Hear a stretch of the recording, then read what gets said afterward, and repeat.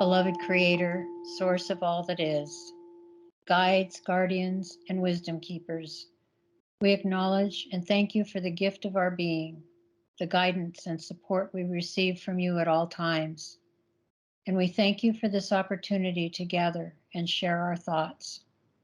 We are always honest and lawful and strive through our actions to be heartful and focused on the best results for the people. It takes our personal responsibility, and it takes as many as are willing. So, in great gratitude, we ever pray for your continued grace, your protection and direction in all that we do.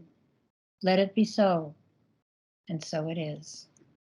Thank you, Charlie. My name's Ron Vroman. I'm the old white man talking head for the Oregon Statewide Jural Assembly.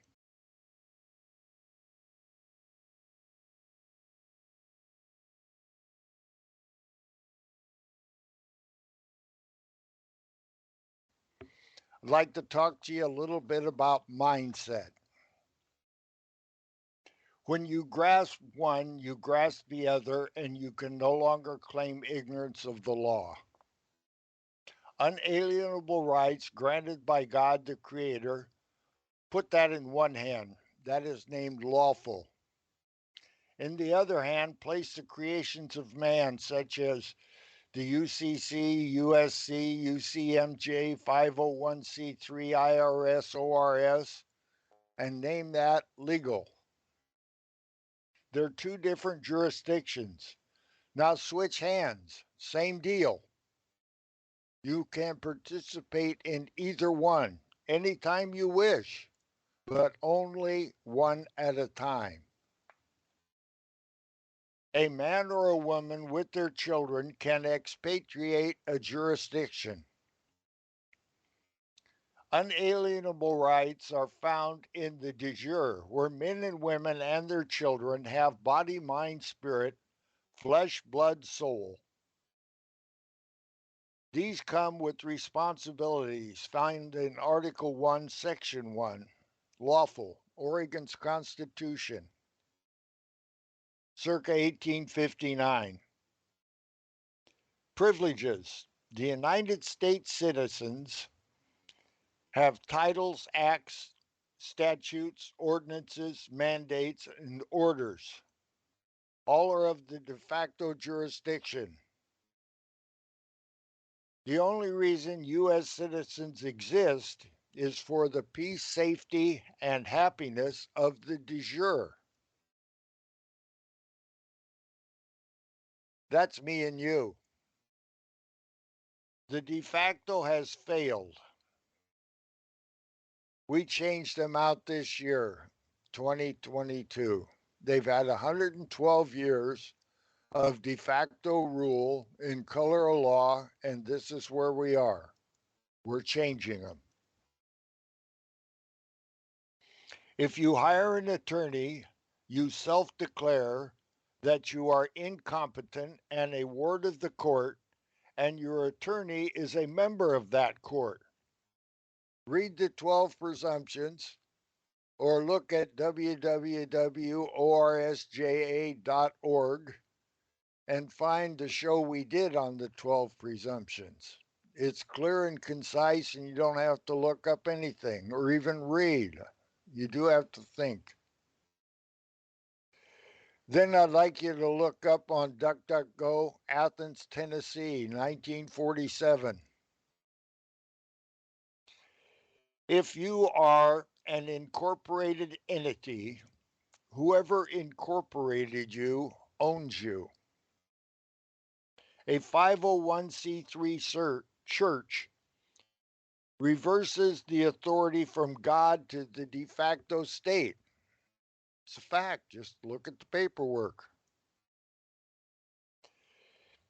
If people decide to become persons and do interstate commerce, then they become de facto or they change jurisdiction to the United States. The United States is de facto now. That's because it's bogus. But the United States before 1859 and after 1819 was a de jure government.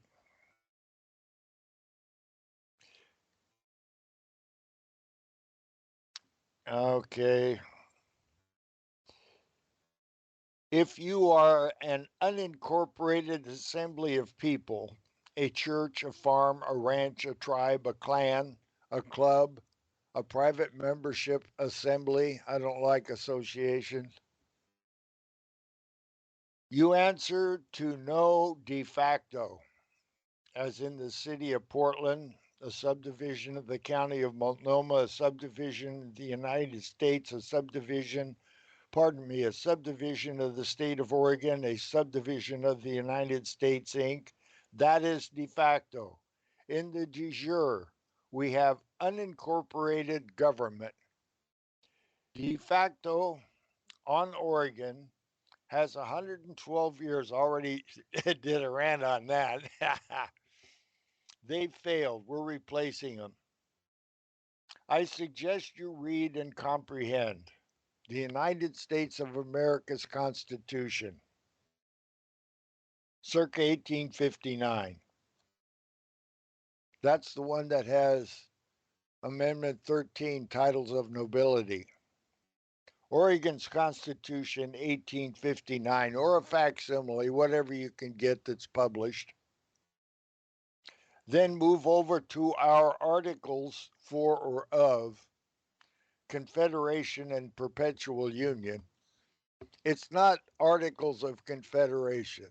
That's not what it is.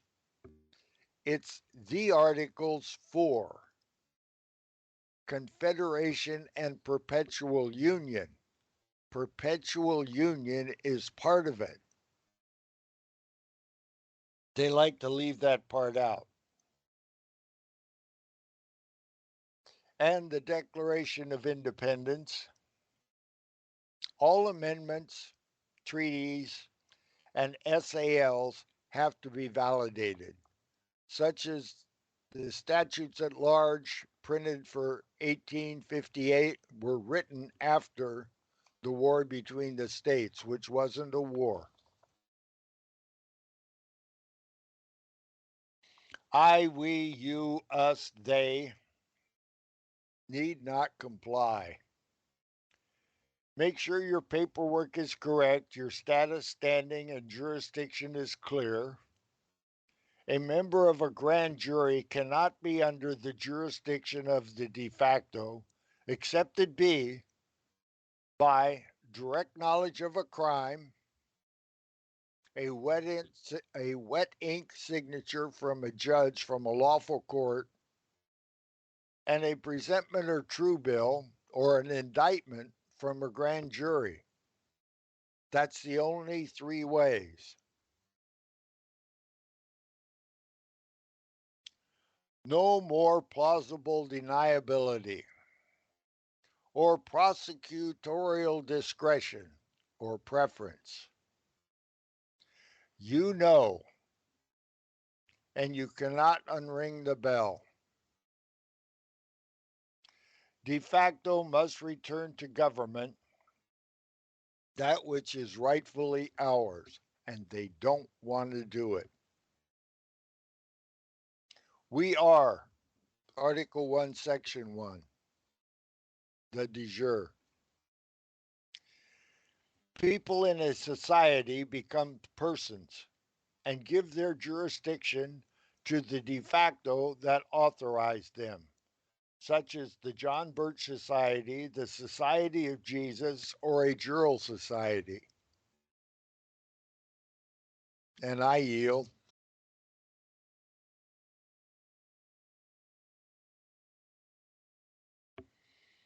Greetings. I claim all power is inherent in the people. The United States is a legal fiction created by the several states in union together in a Congress assembled under the Articles of Confederation and Perpetual Union. The Union is styled the United States of America. It, as a group, created the Constitution, which created the United States. The last lawful state is Oregon. A path to returning to a United States as a constitutionally bound government is to assemble a quorum of the several states that were states in 1860 prior to South Carolina seceding. However, a civilian court of record is required to implement ex parte Milligan and nullify martial law, Lieber Code, and FEMA. Therefore, 33 lawful states, a lawful quorum can open a lawful Congress. That precludes color of law. If we just do it lawfully, we take them out. You don't have to enforce anything. He was right. Nullify. Refuse to cooperate. Promulgate to your heart's content. I find no rebuttal. May I present our thoughts on this at a meeting? If you've got a meeting, we'll be there on Zoom and tell you everything we know and give you all the help we can. We think we are in a malevolent, predatory form of martial law, Lieber Code, FEMA, except for Oregon, where we have formed a civilian court of record, implemented or enabled ex parte Milligan, which in turn nullified martial law, Lieber Code, FEMA on Oregon. It is all written down. Just follow the prompts. We did. They were playing the good master, raising the slave child while rearing their own child. He who can be deceived, let him. That's their law form. We're not deceived anymore. We are no longer deceived. Therefore, de facto law form is a nullity. All the best of every good fortune for the good. And I yield.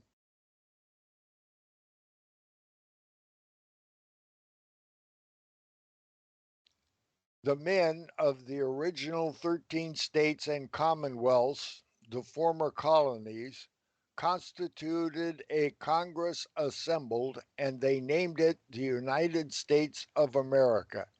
Any other name is not us. They named it in their Articles of Confederation and Perpetual Union.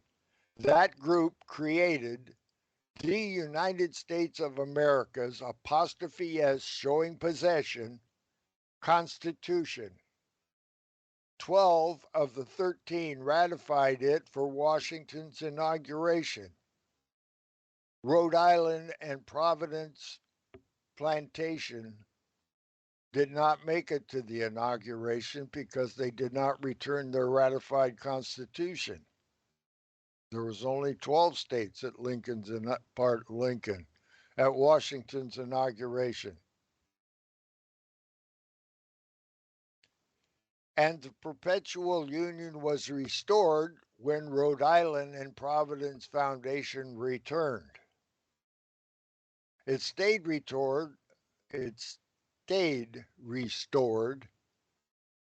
until 1860 when South Carolina seceded.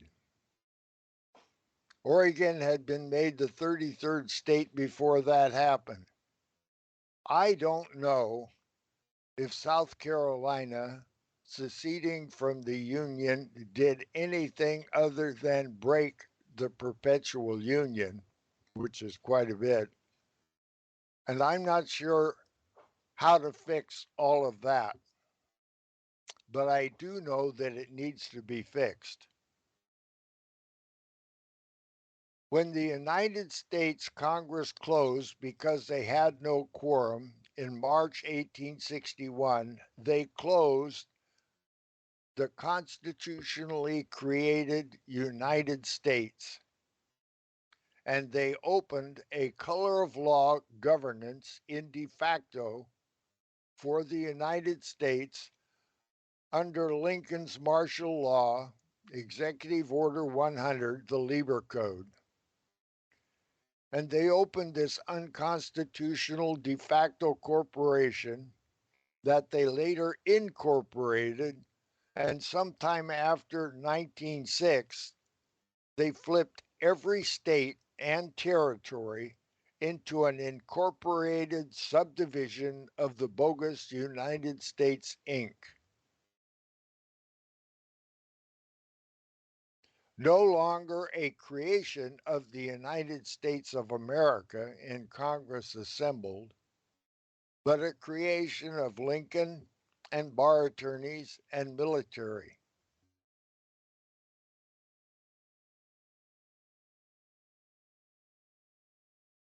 They opened an unconstitutional de facto corporation. They flipped Oregon in 1910. Fraud vitiates all contracts, totally or partially.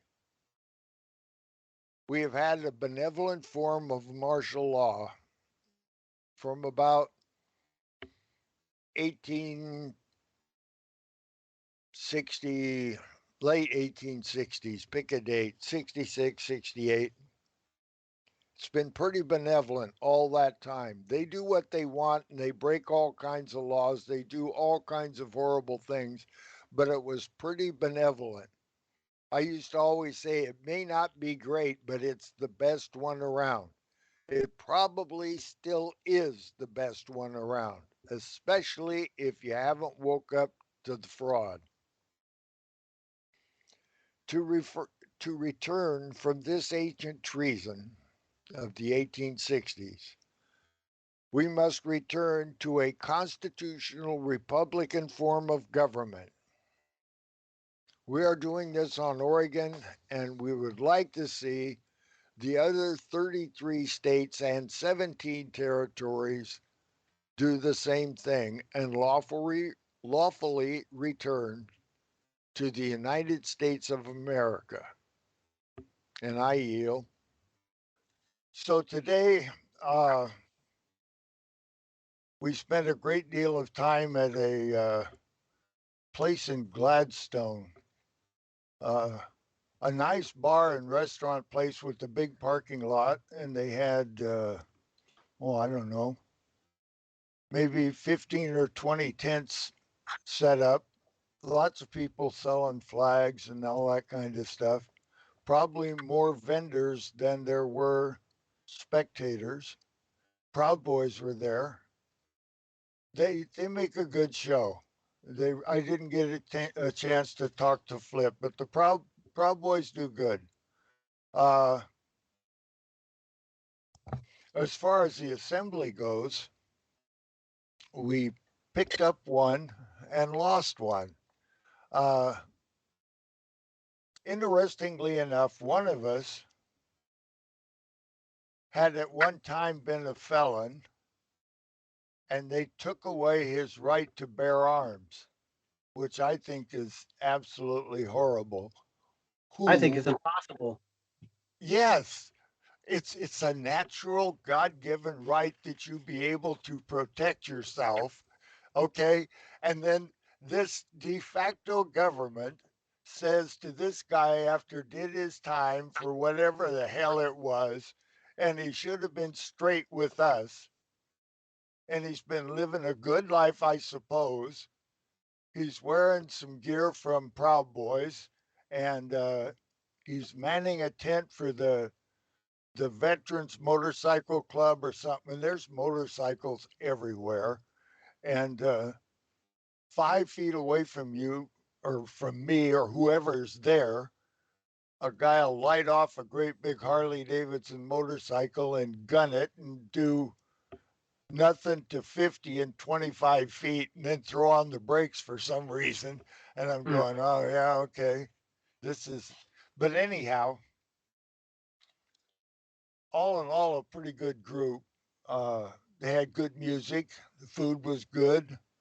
There was beverages of all classes that you wanted available. Uh, Somebody was smoking some really good bush. You could smell it.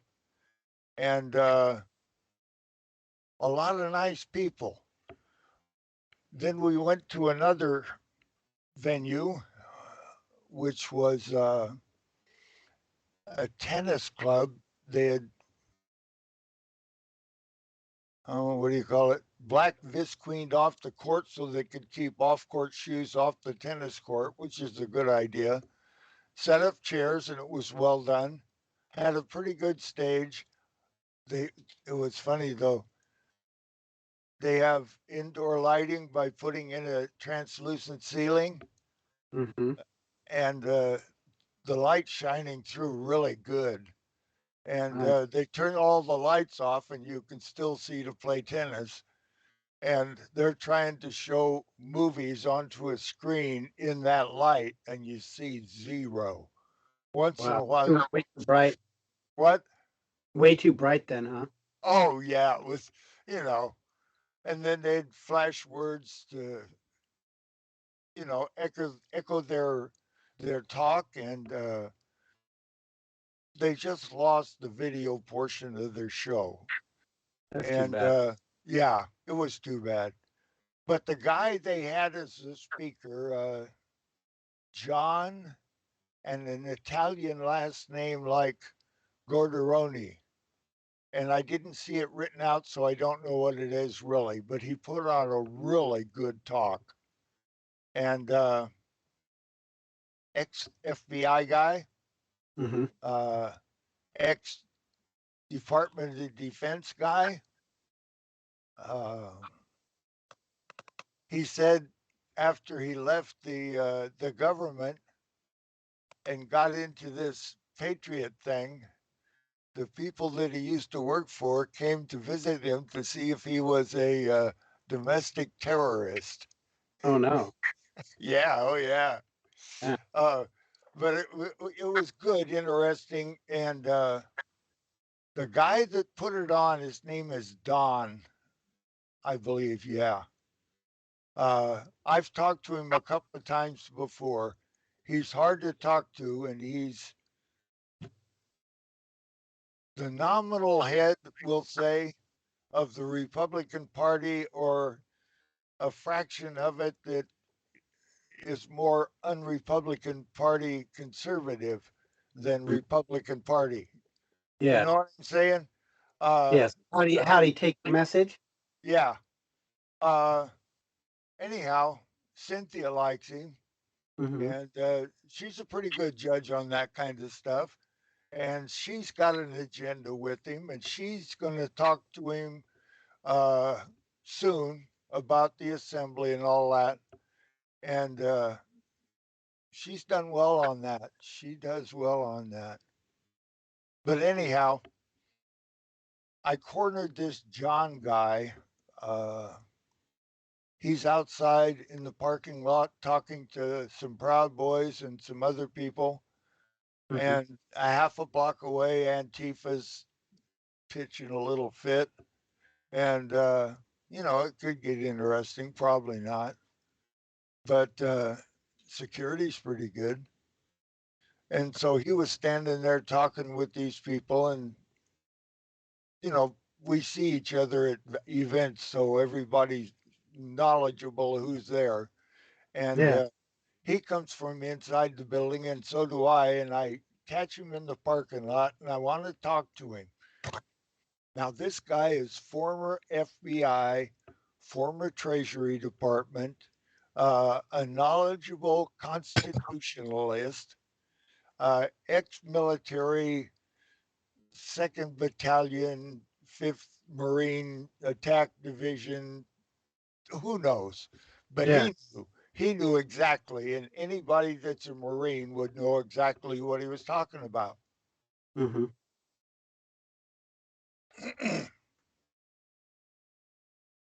He knew nothing about Ex parte Milligan. Never heard Mm-hmm. about it. Knew nothing about the Lieber Code. Yep. Most people don't. I mean, the school system is never going to let you know about that. They're just going to let you know how wonderful Abraham Lincoln was and that he had freed the slaves. And Yes. that's all there is to it. That's the only thing about that period that we know about, and that there was a civil war over it, No, there and was that, a civil war. of course, it was an all a lie. Of course, people can look back at our older videos and see, where we spell out this lie. So, this guy, how does he take this message of yours? Pretty good. When I want to run the story down from March 1861 Yep. and explain it with Libra Code and Army Heritage and all the bullshit, because I know it. I did it. I was there. I lived it. Uh, and when I run all that down to a person that has never, ever thought about how do you really establish an Article 3 court that will claim original jurisdiction? He had never had the thought. And when you say, or when I said that to him, and it was like he wasn't even there. Mm-hmm. He couldn't comprehend what I was talking about. That all power is inherent in the people, and if we need an Article 3 court and can't get one, we'll make it ourselves. Mm-hmm. And he can't comprehend that. I think it's too many years in the FBI and the DOJ Yeah, that yeah. there has to. It's living like in a in the fake reality that they're in. They don't see anything, but all you have to do is go back and go, remember, it's supposed to be the government by the people and for the people, and then they go, oh my God, you're right, and then it connects with our Oregon Constitution here, where we have all the power, and then they understand. But when you're living 40, 50, 60 years under this crap, you just it's kind of like the water's been heated up around you and don't realize that you've actually got it to a boil now. Yep, it changes. Yeah. Yep. Anyhow, the day was really interesting. They do not want to let go of this. They do not intend on losing here. And we do not intend giving it back to them. And then the bullets started flying. And then he jumps out of the car. And he's got both his hands up. And he got out of the car, and he had his hands in the air. He's like, just shoot me then. This is what you want, just shoot me. And they did. They shot him dead. With his hands in the air, and I saw it. I swear to God. He was just walking with his hands in the air. And they shot him. And they shot him dead, and then after he was down on the ground, they shot him 3 more times.